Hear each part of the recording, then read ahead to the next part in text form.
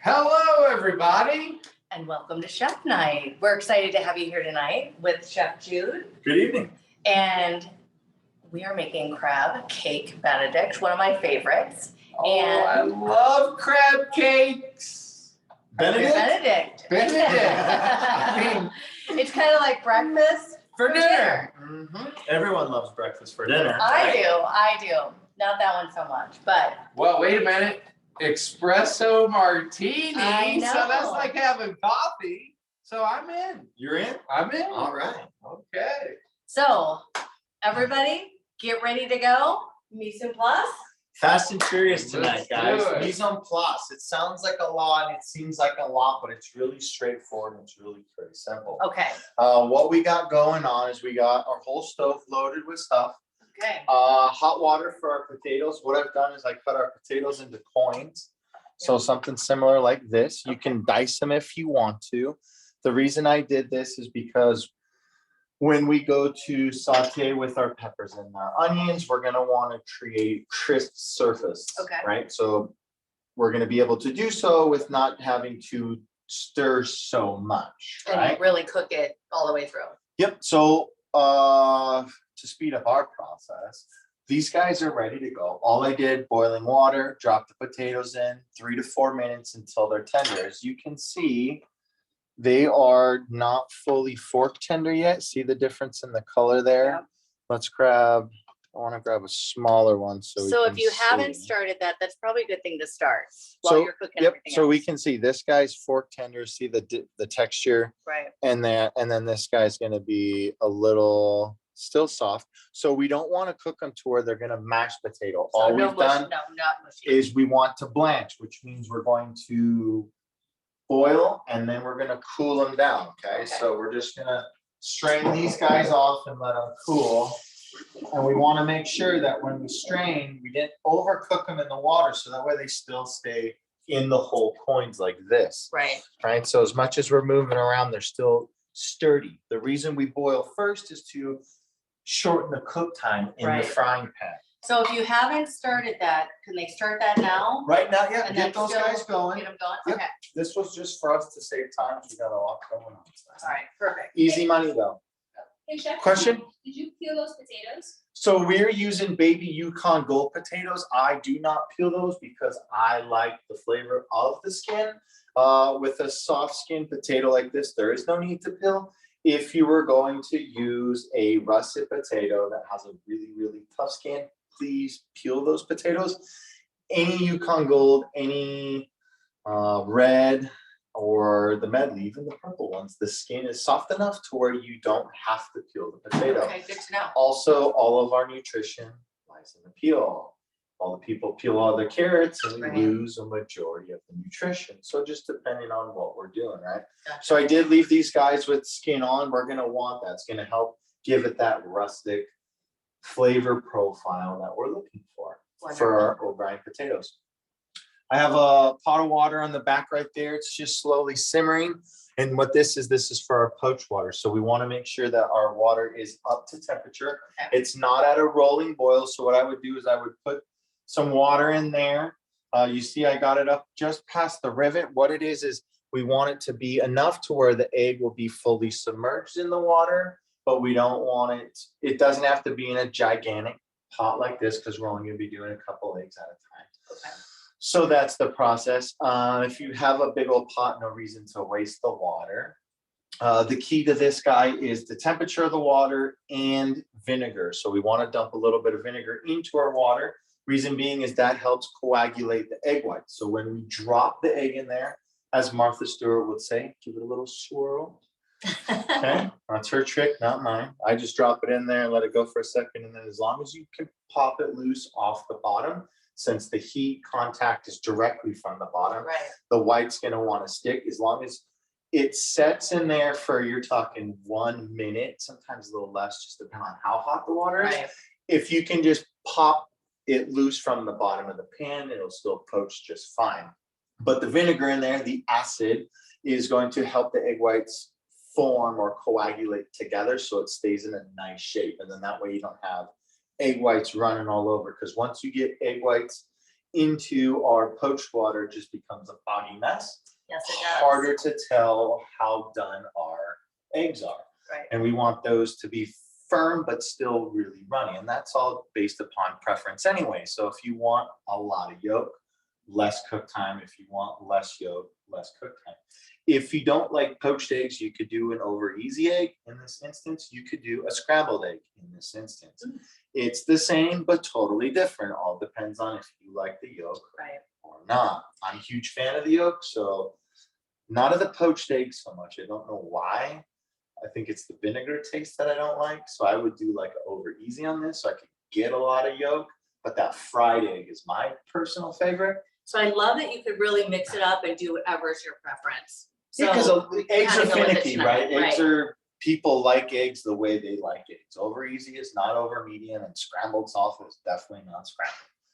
Poached lightly is definitely not a poached egg. So everyone has their own specific taste for that.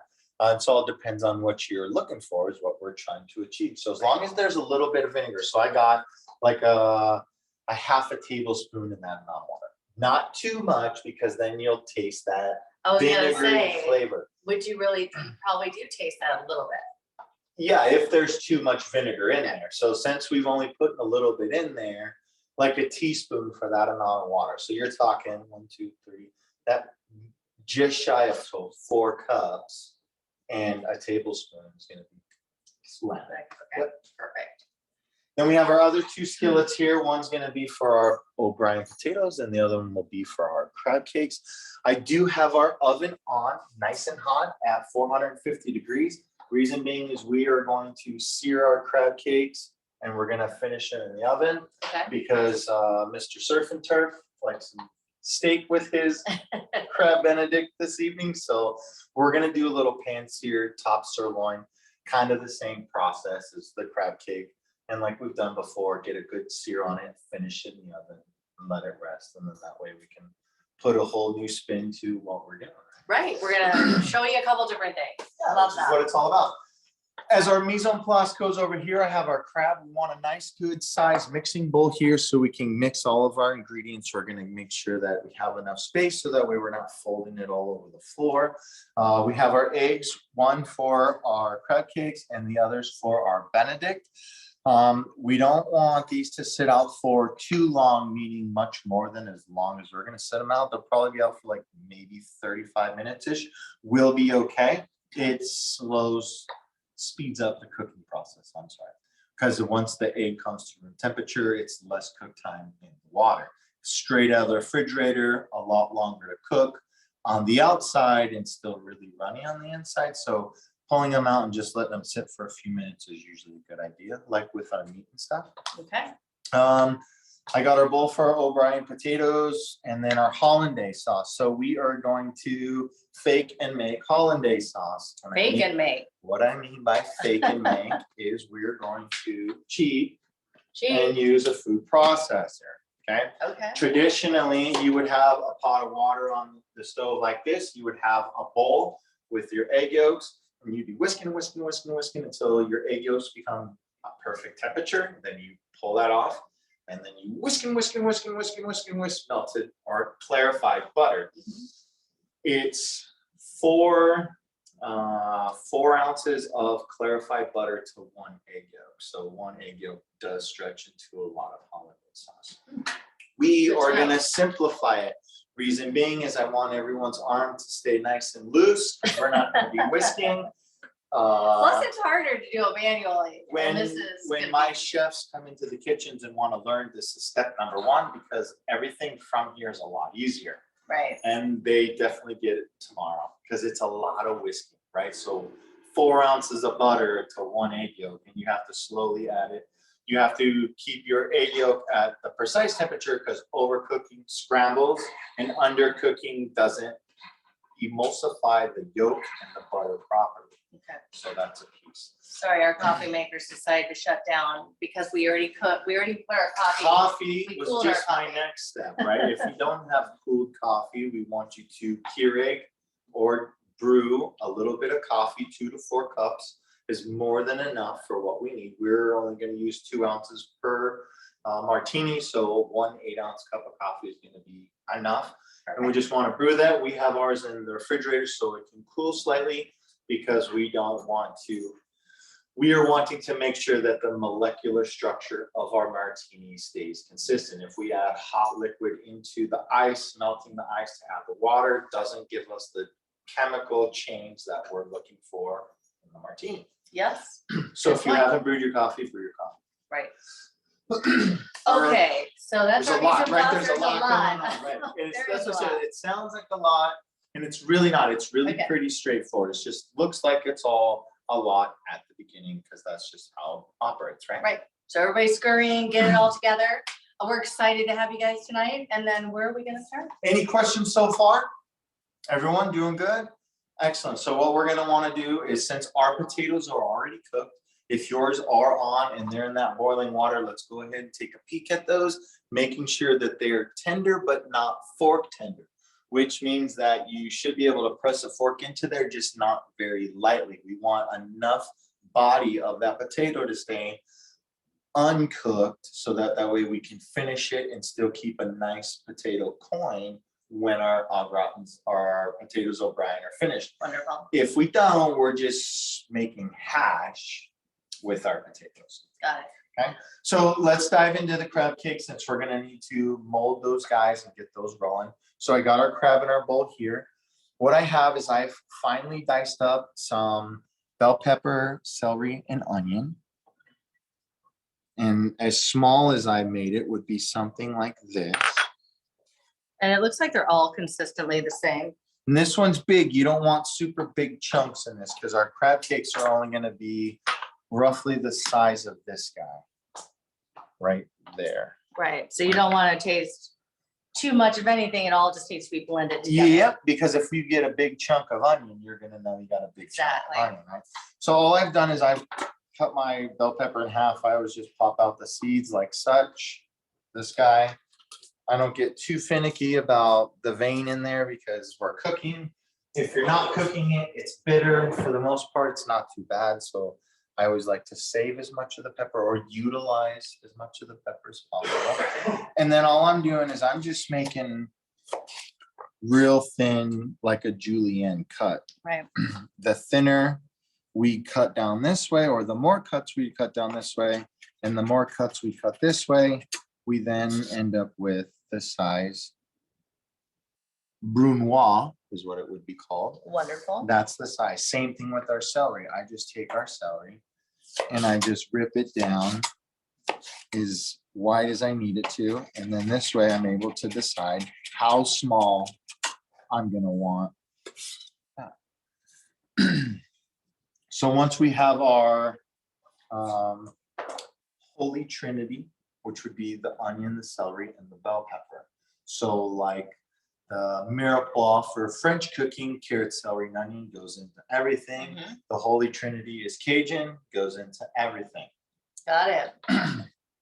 Didn't know there was a name for it. The Holy Trinity is what they call it. Okay. All right, so now that we have our All the ingredients. in there, we're gonna add an egg. This is our binder. You can whip it if you want. It's not really gonna make a whole lot. We do just wanna make sure that we break up the yolk in the mixing process so that that way the egg yolk is then in majority of our crab cake, right? I got some Old Bay spice here. On the recipe, it says 2 eggs. Do we need 2? We're gonna see. We're gonna start with 1 and we're gonna see just because of the amount of crab that we have. So we'll find out and we'll know. So, and everybody has the same amount, so it'd be good for us to determine as we go. So don't put the second egg in there just yet. Because we don't want it to be gummy, right? So we Right. want it to be, it's not pasty is not the correct word, but we want it to form together well without it having that gummy texture.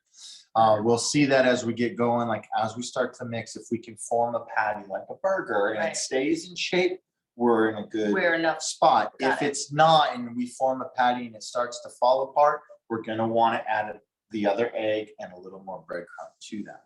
So I just want to start with this because we're adding mayonnaise, which is a binder as well. So we got our Old Bay in there. We got our mayonnaise. Those are the end of the containers that we had left over from distributing our. No worries. So that's one. We'll get one more tablespoon out of there. Most. We have more in the fridge. We need it. Yeah, there we go. That. We got our little bit of Dijon mustard. Then we got some Worcestershire and some good old fashioned Louisiana Oh, hot always gotta have sauce. the hot sauce. Good old Louisiana. This is just a teaspoon. The Worcestershire is gonna be the same, be light. Hey, chef, is Yes, the mayonnaise you're using and Japanese mayonnaise the same thing? yes, it is not the same thing. Is it made the same? Yes, but the ingredients are different. So egg yolk and oil, the difference is the oil used in the Japanese mayonnaise. I don't know specifically what the difference of the two are. I do know that Japanese mayonnaise has more of a sweeter flavor than regular mayonnaise. Mayonnaise, when you make it, is definitely different than mayonnaise when you buy it. So if we never made mayonnaise before, it's the same process as we're gonna make the hollandaise sauce, except we're gonna use oil instead of clarified butter. Okay. That's a good question. I like Japanese mayonnaise. I don't like regular mayonnaise. And that's just flavor profile. We want to put a little salt in this guy. Is there any substitute for the Worcestershire sauce? Let's see. I mean, something that's gonna be a little acidic, soy sauce could work. If that's the route you want to go.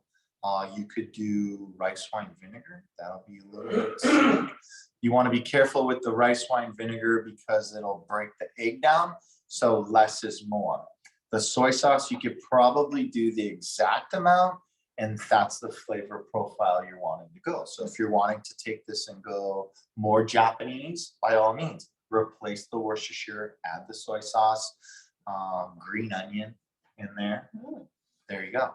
Top it off with wasabi. wonderful. You're ready to go, right? Pinko is what we're needing. And can you show the brand of mayonnaise that you're using? We're using none other than Best Foods Real Mayonnaise, established in 1913. Mayonnaise of choice, if I may. There's your panko. If you got a Kroger brand or Great Value, it's all relative. And Miracle Whip will give you a different flavor. It doesn't have the viscosity, the tightness that mayonnaise typically does. And it's a little more buttery, so it's not gonna give it a different flavor if you were to use Miracle Whip as opposed to the regular mayonnaise. And then we're gonna wanna go with a half a cup of panko to start and see where we're at. Let's go there. All right, and then I just pop that yolk. And then I'm gonna incorporate all those ingredients right on top here.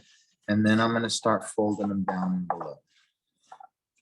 Interesting process. I mean, a lot of us just would have taken a spoon and started stirring, but you're really working it in a completely different way, What you're seeing is we're almost folding it in, right? right? So it's very similar. We're still trying to be delicate enough with it. We don't want to break up the crab so much that it's just a super fine texture of the crab. It's still going to stay pretty meaty. But you can see the consistency, you can see the texture. I can tell you right now that's not wet enough. So you can see, as I was saying, if we go to form a patty and it doesn't really form that patty, Right. that's It's why we not got quite our sticky enough. extra egg. So we're gonna add our egg to it. We'll probably end up adding a little more breadcrumb just so that that way.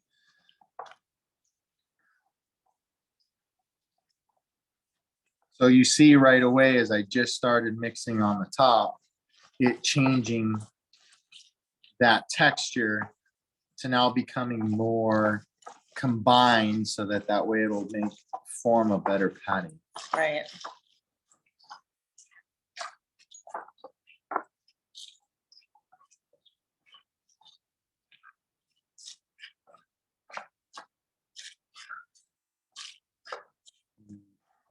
A little bit of breadcrumbs from there. Mhm.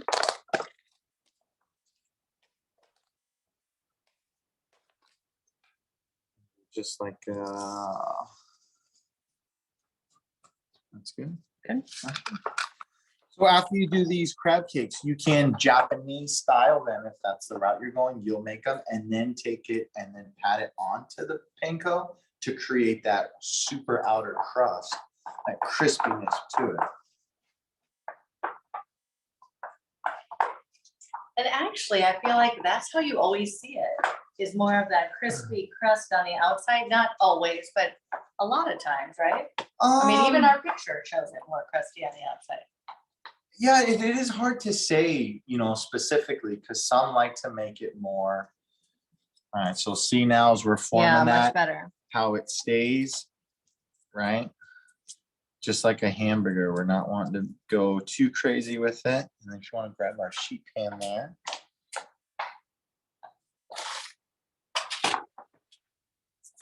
And all we do is just get a nice little formed patty and just work it together.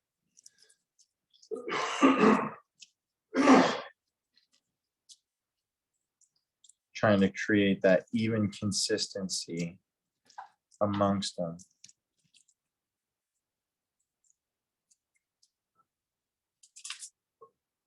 Did you use other seafood instead of crab, like shrimp? So you could make a shrimp patty like this.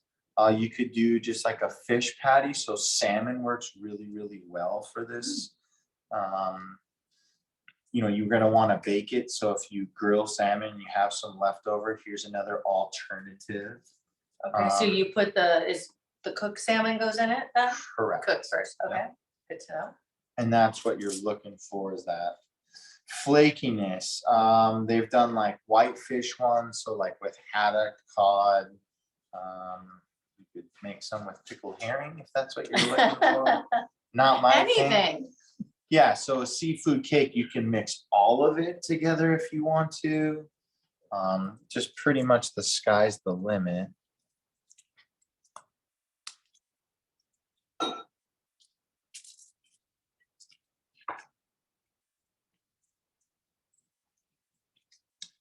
We put just a little more breadcrumb into here. You betcha. There's some water in the bottom. Second. Yeah, just a tiny more. Perfect. There was some excess liquid in the bottom that we want to soak up, and that breadcrumb's going to do it.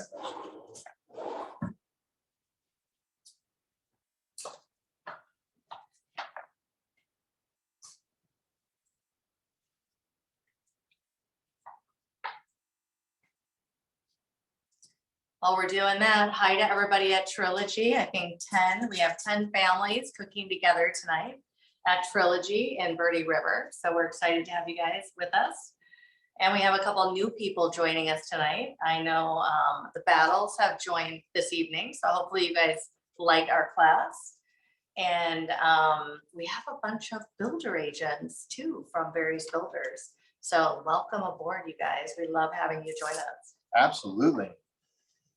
And right now we're starting to put together our season 4 of Let's Get Cooking. We're down to our last, our last 3 Yeah. tonight, and then we have October, November, and to wrap up the year. So We're always looking for suggestions, anything you guys want to learn to make at home that you're absolutely eating out somewhere and you're scared to cook it alone. put in the chat box. Put it in the chat box We'd and we'll love put it to- out there.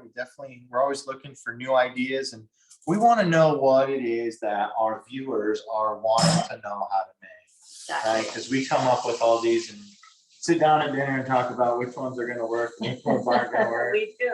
And then we go from there, and we always find a good, I think a well-rounded repertoire of things to make.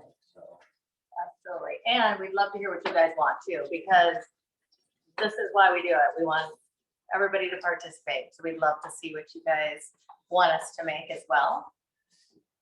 absolutely.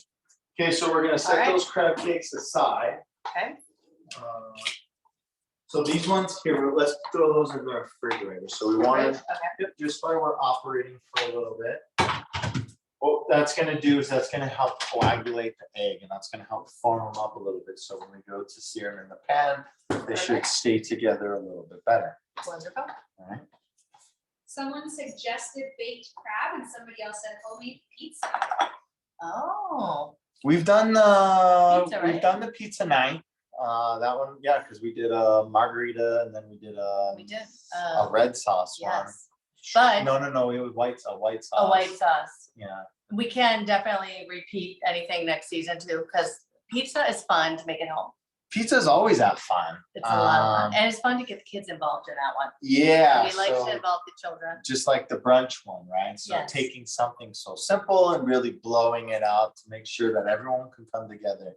As we've been doing this over the years, and as we talked before, the thing that brings everyone together all over the world is food, and we want to make sure that we're able to do that. So what better opportunity, as those at Trilogy know, to have your friends come over and cook and Exactly. make a party of it, right? Right, absolutely. All right, so let's get our stuff cut up here for our Potatoes? potatoes O'Brien. So we're just gonna make a small dice for these guys. We're gonna want to make sure that our onions and our bell pepper are present in there, but like we said before, not overpowering, right? So making sure that you will get a nice piece of onion or bell pepper when you do that. So this guy, I do it the easier way. Some like to leave this end on and make the slits, depends on how small we're going. But for me, I just pop out this outer layer, if I can get it off. What part of the crab are you using for the crab cakes? So we're using lump crab, and that's gonna be a little bit of everything minus the claw meat. I'm pretty sure they saved the claw because that is a So they presentation cook with- oh. piece that people like to utilize because it shows the claw, right? So when you have lobster or some crab bake, that crab piece as that meat is that presentation, that showstopper piece that shows that. Some say the crab's the best, but it's used the most. So as we know about the mussels, the more you use it, the tougher it gets. So somewhere along the arms are going to be a little more tender. And again, it all boils down to what our crabs have been doing, right? Right. So this guy, just make our cuts down this way and then turn it, make our cuts this way. Get ourselves a nice small dice. We got a lot of people suggesting stuffed cabbage. Ooh, that's one we definitely have not done for the St. Patrick's Day. No, we haven't. That's a good one. That one we might have to make a prep video for, but I'll look into it and see what it's gonna, Entail time-wise. see if we can't execute that in an hour or so. And can you show the brand of the crab meat that chef used? Oh, my favorite. Perhaps. I think I tossed it already. Yeah, we bought it at Costco. I'll look.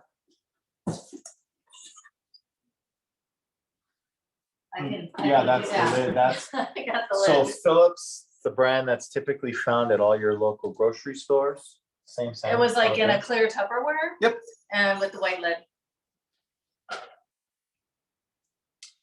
All right, so just a little bit of garlic here.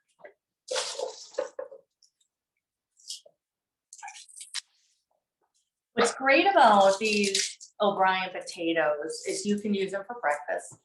You can use them at night for dinner. It would be great with a chicken dish. Yeah. So really what we're doing here can be used any time of the day for cooking, any of your other meals. And really the kids love it too. Yeah, it's an upgraded potato. It's got the Right. peppers, the onions, some garlic in there. Yeah, it's just a nice flavor home style potato, as opposed to doing regular shredded hash browns or like you said, for dinner or roasting them. It's the same but different, right? Right. So adding these bell pepper and onions is quite the flavor profile impact that we're really looking for in these potatoes. And I mean, you know, when you add peppers and onions to an omelet, what that does to eggs. So Absolutely. same concept to our potatoes. Right. And I love that you get them cooked a little bit so that when you are cooking them, it's a faster process. So much easier, right? So as we've learned over the years now, that we want things to be cooking while we're cooking. We want to set them out to see what exactly that means. Right. So anything we can do to prepare ourselves to get that done, that's what we want to do. So like with our potatoes, once they're done, you can throw them in the strainer and they can sit there until we're ready to go on to the next step. Right. As opposed to my nemesis, white rice, that you have to be finicky with. You have to monitor that. You have to be very on top of it. Right. So it's, if you're stepping away from the oven for a little bit, you're going to want to be conscious of that and stirring it. Risotto is something You've got to constantly stirring, so you've got to be attentive to the stovetop. With these, it's nice is you can par cook these ahead of time, Right. much longer. So once we've cooked them, we won't need to let them sit in water, right? The reason we put them in water is when they're raw, so they don't oxidize. Right. After we've eliminated that piece, those can hold in the refrigerator for 7 days. You pull them out, I love that. rock and idea. roll, Ready to go. and ready to go. So when you have that extra time in the kitchen to get that piece done later in the week, or that way you're not doing so much when your guests come over. Or even just for dinner after work. breakfast. Yeah. Yeah, absolutely. You know, you don't want to have to start from scratch. So that's a great idea. I love that. All right. So where are we at? Okay, here? so we've got our peppers, our onions, we have our garlic mixed up. So what we want to do is we want to get our peppers and onions rolling. I want to say first, let's get our crab cakes seared off so that way we can then get those in the oven. Okay. But we're gonna go at the same time because that's how we operate. I got the back one gonna go on super high. Okay. I got the front one. We're gonna do the crab in here because I like the cast iron. Something about the cast iron, it just makes it, It's more even, right? Or I don't know, so much better. I it's so can't, much better. I can't explain it to you. I want to say it's because the heavy gauge walls, the iron itself puts off a different flavor profile than just your regular, nice pans or your Teflon coated, right? When you cook with copper, probably not done so with very many, if not any. Hardly. We have one Puts pan. off a different flavor. It's unbelievable to see. So here's an example. If we made these potatoes in that copper pan, if you did so, we make them tonight. The next time you do it in that copper pan, you'll taste the difference. And that's the beauty of this piece here. But this allows us it to get really hot. Right. So we can create that nice sear that we're looking for. So in the back here, we got a little bit of oil. This is going to be for our peppers and onions. And we just want to do our bell pepper and onion at first. Get that starting to saute a little bit. We're gonna add our potatoes and we'll let those rock and roll as we're rocking and rolling. Perfect. So these guys normally wait till it gets hot. Doesn't really matter per se right now because it's gonna get hot quick and fast. So we don't need to worry about that. This guy, a little bit of oil. And it's not necessarily to coat the whole bottom, but to make sure that there is enough for the whole bottom. Essentially, you can see that there's one nice light little layer for that whole bottom. As soon as we start to add that crab, we're gonna soak up that oil. We're frying, but we're not deep frying, Okay. right? So pan fry is high heat and fat. Right. The difference between the saute is a little bit of fat, the fry is more fat. We're just using a little bit more of this than we would, and then less than deep fry. If we were deep frying, it would be fully submerged in our fat. Okay. So, Chef, could you use a substitute for the potatoes, the sweet potatoes, or use a combo for color and nutrition? so if you want to make a hash like this with your sweet potatoes, yes, by all means do so. You're going to cook them less in the water, meaning that they're going to be firmer when we go to add it because sweet potatoes will mush up a lot faster. Are they going to maintain the integrity like a coin? Not so much, but is it going to be better in nutritional value? Absolutely. Sweet potatoes are one of the best things that you can eat. For me, it's the candy of the vegetable world. So your leftovers with turkey, right? You got sweet potatoes on the shelf because you didn't use them all. We didn't use all those. Okay. Here you go. Great opportunity to make that leftovers skillet. Make that sweet potato hash with this bell pepper onion mixture. Add your sweet potatoes and then throw some turkey on top with some eggs and voila, you're ready There you to go. Yeah. Want to sit this down I here? love the options. We're going to want here.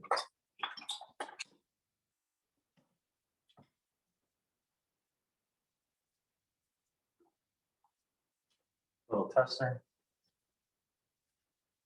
See how we're getting a fry on it. You can tell right there, that's about right where we want to be.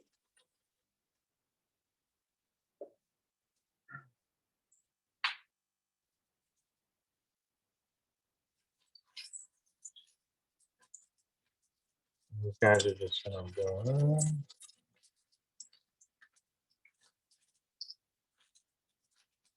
So once you set them down, we do a little movement in there. That way it breaks it loose, so then that way we don't tighten it when we're trying to flip it. We don't want to overcrowd the pan because if we do, they're not going to sear up the way that we're wanting to, right? Give this a little stir back here. So we're not looking to go completely translucent with the onions, but we are wanting to break them down slightly. So the bell pepper and the onions, we're breaking them down right now in our saute manner. If we go too far with the translucent, then they're just mushy. Right. Because these are going to take roughly about 10 minutes to really crisp up as well. Okay.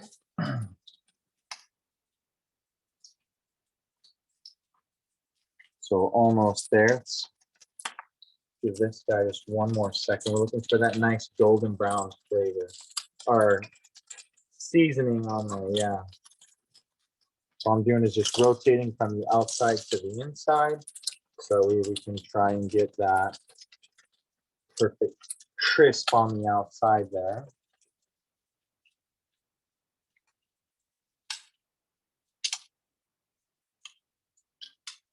Remember, these are going to go into the oven, so they will brown a little bit more. Okay. And all we're doing is tossing them into the oven so that way they can finish in there at a nice steady temperature to cook all the way through into the inside. Instead of us cooking on top of the stove like this and having to flip it 4 or 5 times, so that way we don't get too much brown on one side without it being cooked all the way through in the middle, right? How's everybody doing out there? Do you guys have any questions? Is this all of your pans going? Are you working on the potatoes? Anyone's stuck? Any help we need. Robert. When you got all 4 pans going I on know, stove you've at got one lots going on. time, throwing your hands up isn't the time. It almost might be time for that drink though. We're almost there. Let's get these guys, Into the oven? we'll get them in the oven. Yeah, because by the time we make that and pull them out, they should be ready to go. Just wanted to get a nice little sear there. That's perfect. Huh? But we also know that a lot of our friends at home start with that drink first. So Yeah. if you have started it, let us know how it tastes. So all I'm gonna do is add a little more oil for our other 2 that we're gonna pop in there. You see that most of Yeah, I that's was already noticing that. gone. Yep. So that's one of the things when we're pan frying is you don't have to start off with so much because you can always add Yeah. more, right? Yeah, great idea.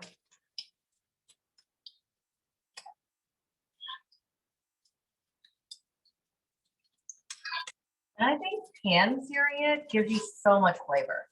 The chicken last month, what a Amazing. world of Yes, difference, right? Amazing. So as I was saying, I'm always, everything I'm doing, I'm pan searing, seems like. Just searing in general, whether it's gonna be on the oven or on the grill or in the oven. You can sear in the oven, high heat, short period of time, turn it down. If you want to sear in a pan like this before you put it in the oven, by all means, go right ahead. Nothing's gonna hurt that process, but it seals in the juices, right? And that's Right. what you really want. When we're creating that caramelization from the sugars in this, that's what enhances our flavor Right. profile. If we were just to put these in the oven and bake it, we're not going to get the same flavor profile as we would, since we're going to go ahead and sear them first and then just finish them in the oven. Right. That makes sense. And that's, finishing them in the oven's a time saver as well, right? So Right. if you were to pan fry some salmon fillet, 6-7 ounce salmon fillet, it's a good size.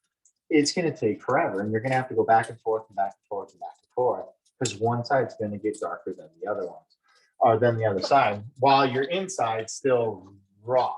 That's why I always just do a quick sear with my salmon, finish it in the oven. I usually do 1 minute aside in the same pan, throw it right in the oven. You're talking 385 to 425, depends on if you want to create a really nice crust on the outside or just give it a good finish, right? If it's 385, I'm typically doing 8 to 10 minutes. If I'm doing 425, it's usually around 5 or 6 minutes. As soon as you see that fat start to pop out of the salmon, That's it. you're done. Pull it out. What temperature is the oven at, Chef? I have our oven on today at 450. So it's going to be a nice hot temperature. All right, so here in the back, we got our, A little bit translucent. We're starting to see a little bit. yeah, it's starting to break down, right? Yeah. So we can tell that it's just starting to break down. So now we're going to add our potatoes. And we're just going to keep an eye on these. We're going to stir frequently. See how we have the coins that are stuck together. We're going to want to try to break those up as much as possible, so that way we can create a crisp on all sides of our potato.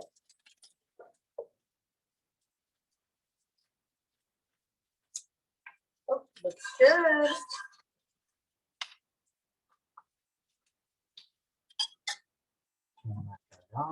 These guys we're gonna pop into the oven. Let's go for 5 minutes. Okay.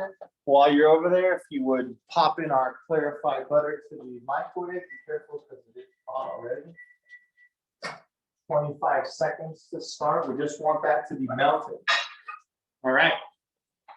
Moving right along. We have our food processor ready to roll. Get ourselves connected here.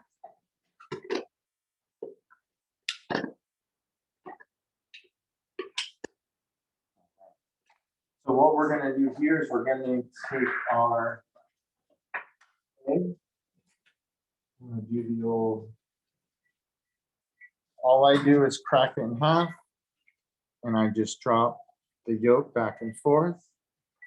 So that way That's all we get. Same thing. You can use your hands. Please don't use it while doing hollandaise sauce because the oils from your hands will not allow the egg yolk and clarified butter to properly emulsify. So if you're wondering why it never gets to where it needs to be, is because the oil's from your hand. Oh, good to know. So that's why I always use the shell here. How we- much on this? I'll say, let's go a little longer on that guy, so it's completely melted. 15 seconds? Seconds, yeah. Save those egg whites for those who are on a cholesterol kick. Omelet in the morning, whatever it may be, don't ever get rid of those things. Make a meringue, whatever you're looking for. Right? Whatever you feel like whipping up. Okay, so hot sauce, little cayenne. This guy, we're gonna need a little acidity, lemon juice.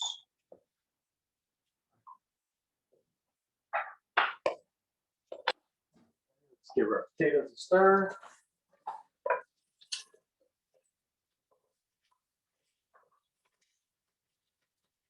We're gonna switch burners here so we can be cooking Watch on, all the action. be cooking on high And instead of bigger with burner. with Yeah. our little baby burner there. This will be for our Mr. Steaks. All right, so now that we got that guy rocking and rolling, see how we're gonna level it out in there and just Right. let that do its thing. When we go to stir them, I like to just kind of try to get Like, under and just make gotcha. a flip, so that way we can try to flip all of it at one time. And get right? it back over to the top. Yep. Gotcha. Okay. How does our butter look? Oh, perfecto. Okay, Okay, so here's our butter all ready to go. so what we're gonna And I do, think the key with the butter is making sure you're only doing 15, 20 seconds at a time. You don't want Always. to get too much going on. always, No If- splattering. if you want, you can cook on lower power. I always cook at like 50% power because that melts the butter and doesn't just blast it and overheat it, right? Gotcha. So We got our eggs. Egg Yeah. yolks. first we want to blend them slightly, just to break them up.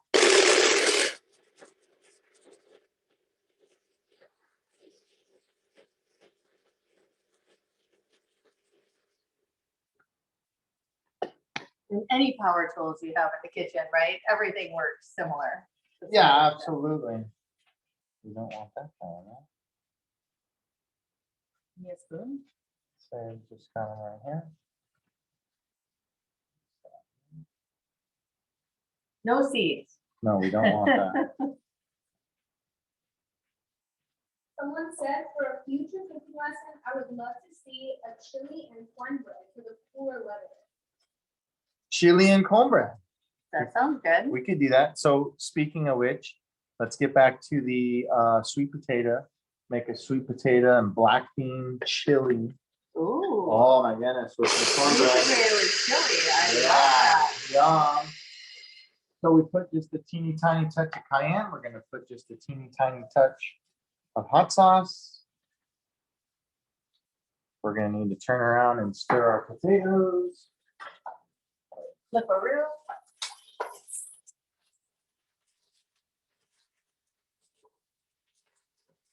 Yeah, we're getting that good Yeah, that's looking good. caramelization there. So you see, as we're moving them around, the reason we didn't overboil, and we don't want to overboil, is they're gonna finish cooking right here. That's what we want. That's where that flavor profile is gonna come from. I'm finishing, and that's gonna allow us to maintain the integrity of the O'Brien potato, and that's Right. really what we're looking for. Wonderful. All right, so we got that, we got that, we got that. This guy, I think we want to do it like this.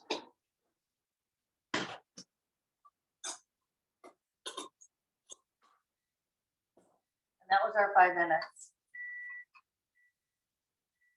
5 minute check on those. Ooh, those are looking good. Let's do 2 more minutes on Yeah. this guy. Yeah, just 2, and those should be ready to pull. So here, like we said, light butter. So what we want to do is we want to start off with a little bit. Remember, our butter's hot. If we were just to dump all that in there right from the beginning, we're just going to scramble our egg, and we don't want to scramble the egg. We want to make sure we're emulsifying. So now that we've emulsified, we're going to look. There we go. So see the viscosity here? Watch now. The more butter we add. So let's do another 2. If you're working in a food processor or a blender, you just slowly drip it in as it's working. Nice, slow, steady stream. Since we gotta pop the lid on this one, we want to do it a little at a time. And we are working on high here, so that way we can create that. So you can So see it's definitely- already starting to form. Absolutely. See how the thickness, how the butter is separate from the egg yolk there? So to save that arm muscle. It's gonna be a lot easier with power. Yeah, it's definitely a lot easier with power. So now that we got a good blend, we're not gonna dump all this, but we're gonna be able to do a little more than what we were doing. So just Do you want me to remember, cook your potatoes? same thing. You wanna give a toss on that potato there?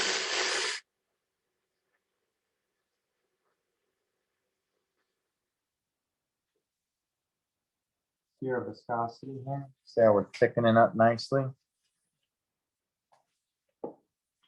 Still emulsifying, so we're allowing the clarified butter and the egg yolks to emulsify together.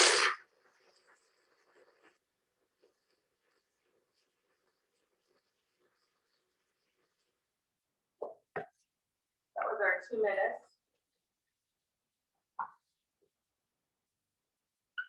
For crab cakes. Perfecto. Those look nice. Amazing.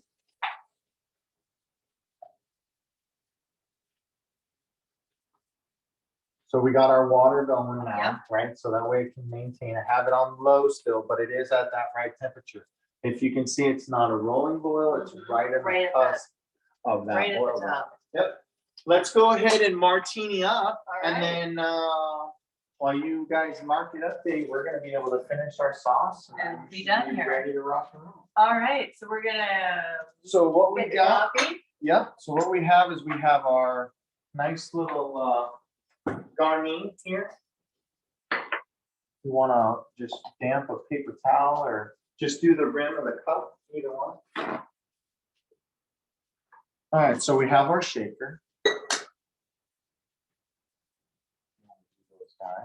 So what we got here is equal parts ground coffee, not finely ground, but enough. Say roll it like we did last time. Oh, yeah. It didn't really, I didn't put enough on, I don't think.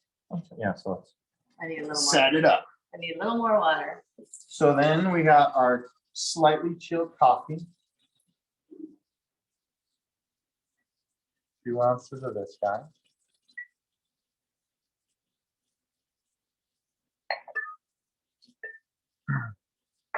Uh, 1 ounce of vodka.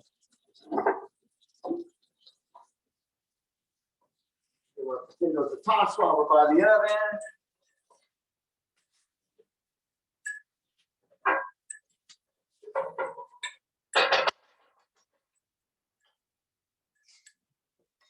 Better? Much better. Okay.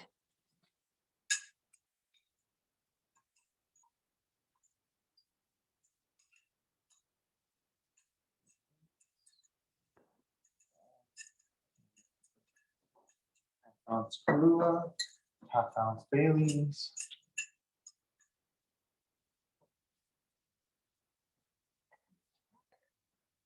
We're gonna want to get a little bit of ice cube for these guys. I'm putting ice in there, Yes. about half full. Yeah. Yeah.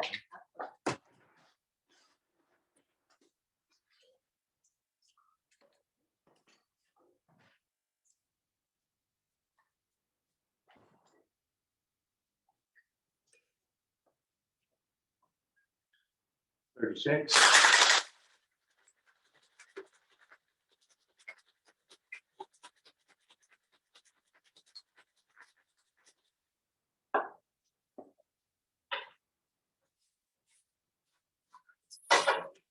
feel like there's a lot going on over here tonight. Yeah, I told you. It seemed like a There's lot. to rock and roll. How are you guys holding up over there? So we're getting that good Yes, it's caramelization on coming our together. potatoes. Ours is coming together. How about yours at home? All right. All right.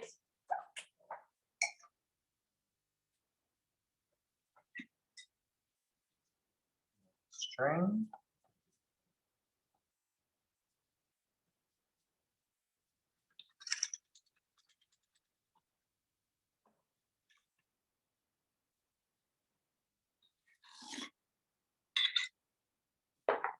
And Looks like we that have for enough your for one. taste. Yeah. All right. Well, cheers, everybody. Thank you for joining. Let's see what it tastes like. Wow, that's delicious. Cheers. Very good. Excellent. Not bad, huh? No, very good. Very, very good. I'll set this guy up for another one. Wow, who's made one at home? This is fantastic. Excellent. Little coffee, really good. Nice. All right, Steve, are you coming over for a quick market update? I'm coming over for a quick martini update. So we always like to talk a little bit about the market while we're doing this today. Just before we start with that, I wanted to mention that we do have our annual Rock Springs pies that you guys can register for. Get the order in. These pies are fantastic. Amazing. Every year. Every year. And we are hosting a trilogy event on my sheets over there. I want to say it's November 19. 19th. Okay, perfect. So we're gonna have chef there. We're gonna have just a fun little event and our pie drop off. So, or pick up for you guys. Also, you can register. We're sending emails out so you guys can register for your pies. So please don't forget to do it. And we pick them up the weekend before Thanksgiving, and then we distribute them the following week. So let's start with our market update. Inventory is creeping up a little bit. I'm so glad the Fed did not raise the interest rate this last go around.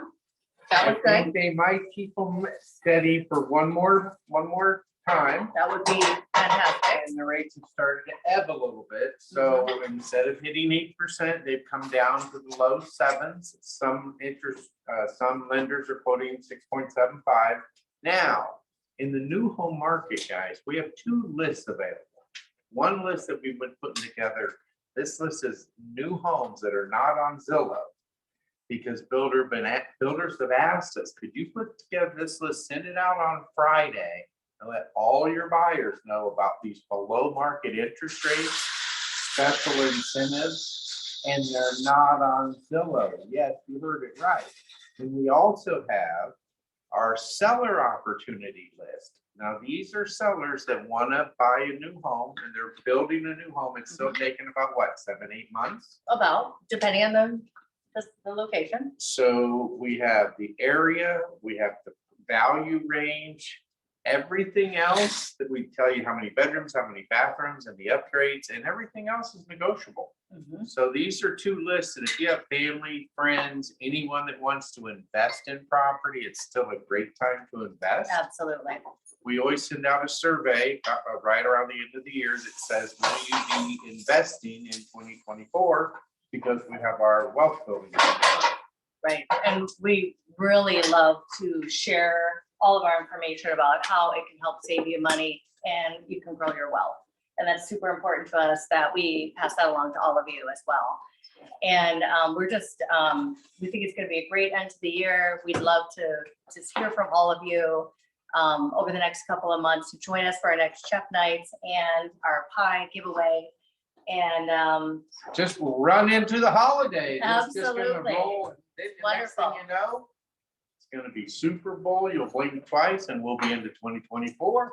exactly. One last thing to remember is that many builders are offering an interest rate buy down, which you really can't get in the resale market. So if you are thinking of investing, builders are allowing investors now too. So you can get a really good rate, and please call, email, get to us, and we'd love to help you find your next property. Sounds great. All Thanks, right, guys. let's see what we're cooking over here. And Steve, did you want to try that? I'm gonna try this just because you said I should. I don't think a should was in it. I thought, are you gonna? Oh, this is amazing. Ooh, chef. Ooh, you're getting cuter. Hey. And taller. I'll take this over here and keep trying it. Just sample. All right, so you've been cooking while we've been talking. All I did was I added our garlic. I added our little salt pepper to our brines. I'm gonna add a little bit of fresh parsley there, Okay, wonderful. so we can get. And that if your rolling. fresh parsley is a little wilted, because I think a couple of them we sent out a little wilty, you can put them in some water and they just pop back up. Ice, water in there. Ice water. Second. Okay, Yep. perfect. Rehydrate. Rehydrate. Always cut the bottoms first. So they're fresh like a Yep, flower. just like the flour. Got And it. they're ready to roll. All right, so Good let's job. finish up our, actually, let's put this in first. Okay, our poached egg. All right. Slotted spoons in the I was thinking of, let's see here.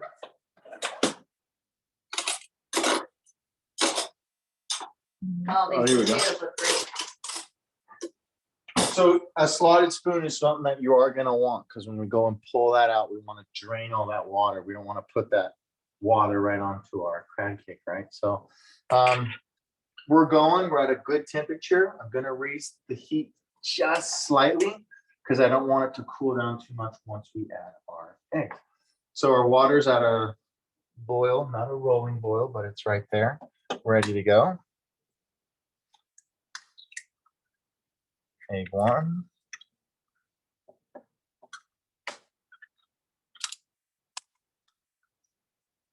Two.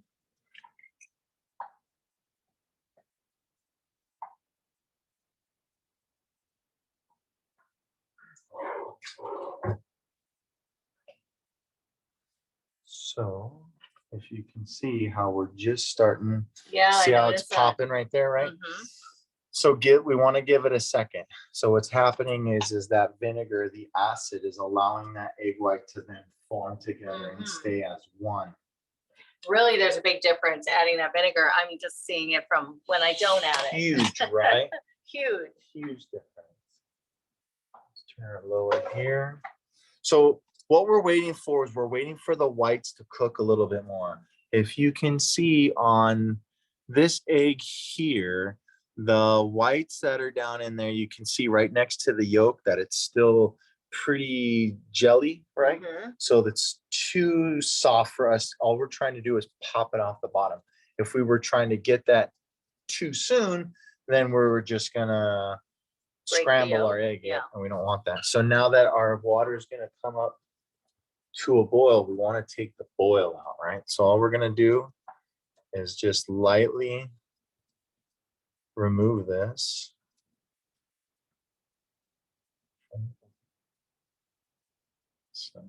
Without poking it. Yeah, and it's just, all we're doing is just moving it off the bottom. So that way it doesn't cook that spot on the bottom mostly, and then allow it to stay. There we go. So you can see doing poached eggs is really, really delicate. That's why it's important to make sure that the pot is, the water is nice and hot. So that way those yolks or the egg whites can coagulate really quickly. Right. So while those guys are going, I got our potatoes turned down a little bit. These guys are gonna take roughly 3 to 4 minutes. Okay. So that gives us time to then finish up our hollandaise sauce here. Hey, Chef, Yes. someone said, how about a cooking demo in January towards Super Bowl snacks? Yep, so that's that last year we did We some, did something very similar last year. your not so typical Super Bowl halftime Exactly. show. So that's always a good one, picking something and really going to the next level and showing what that looks like and how different it can be, right? Right, something simple could still be more elegant, even if you're bringing it to the Super Bowl party. Well, like those adobo chicken wings that we Yes. did. Oh my goodness. Huge hit. And we also have our craft cooking event online. So if you guys are interested in anything that we've done in the past, like our Super Bowl snacks, those are all online at our website at ridereliteteam.com. So as we're looking at our hollandaise sauce, you can see coats the back of the spoon. It's nice and Wow. blended that's amazing. together. No breakage, so that's the importance of adding that butter little parts at a time. Take a look at our egg here. So when our poached eggs, what we're looking for is all this white that's around here to be a little more firm. See how it's super jelly, right? Yeah. So when I poke the yolk, so A it's little bit too longer. light. Yep. We don't want them to go, we don't want them to be that underdone. We want them to be a little firmer. This one's a little closer. So then what we can do is we can start getting our setup ready to go. Right. Obviously, it's about the plate, right? Always about the plate. So for this one, like a bowl like this would be good. Reason being is we're gonna dive into all of it at the same time. Right. We're gonna wanna capture the yolk, the breaking of the yolk, right? That's the big piece for that. So what I would do is I would grab a little bit of our potatoes. Just do a nice little bed there. Lovely. Grab our crab cake. Set them right on top. Take a look at our poached egg. Oh, that looks Almost Oh, just, really it's close. really, really close. And these guys, now's the time you're gonna wanna monitor, because if you go too long, then you have an over hard egg. And no one likes that one. This one's all about the yolk. Are there variations of hollandaise sauce? So hollandaise sauce is one of the 5 mother sauces. Everything we add to hollandaise sauce becomes another sauce. So there's not different variations. Now, can there be jalapeno. a green chili, a Yeah. jalapeno, a chipotle? Yes, it can be. Technically, it's a different sauce. Once you add an ingredient to it, it becomes a new sauce. So like what would a green chili with hollandaise sauce be called? Is there a name? No, there's not like a technical name for it, right? Okay. So like Bernays would be a derivative. So if we added shallots, red wine, fresh tarragon to our hollandaise sauce, then we would have a Bernays sauce. Yep. So And is there a big difference between homemade and store-bought hollandaise sauce? by far. So the homemade one that we're gonna make right now is gonna taste very true and rich and not artificial. So as we did it in this guy here, what a world of difference. We don't have to worry about breaking our sauce unless we add our butter too hot and add it to that. So this guy, all we're gonna do here. Oh, that looks delicious.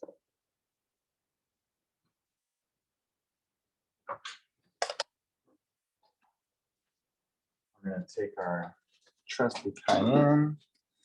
And we are going to just lightly dust it.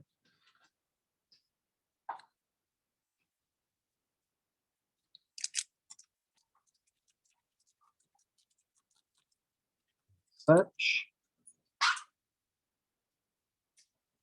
And then reach on over for our fresh parsley.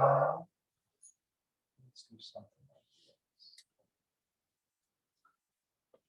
this.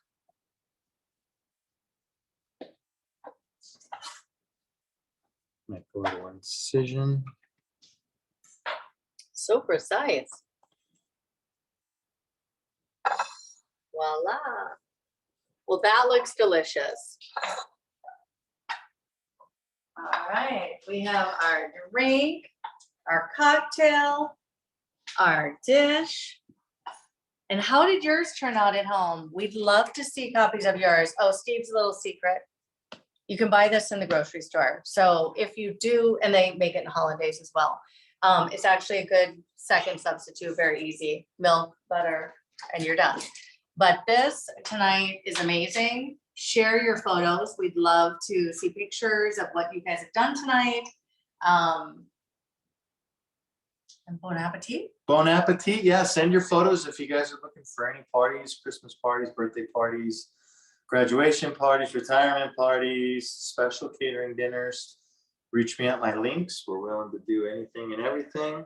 I've just done quite a bit of parties lately, so always looking for the next one to bring that experience into your home. So what Absolutely, better whether it's place- just your family, 2 people, 10 people, 20 people, you're Yeah, You're absolutely. available. The appetizer party we did for the open house up in Cave Creek just on Saturday That was was a huge wonderful. success. So anything you guys are looking for, feel free to reach out. Even if your questions on recipes or substitutions, always answering questions so that way everyone can be the best chefs that they can be. absolutely. And thank you again for joining. It's our pleasure to spend 1 hour of our day with you tonight, and we look forward to seeing you next month.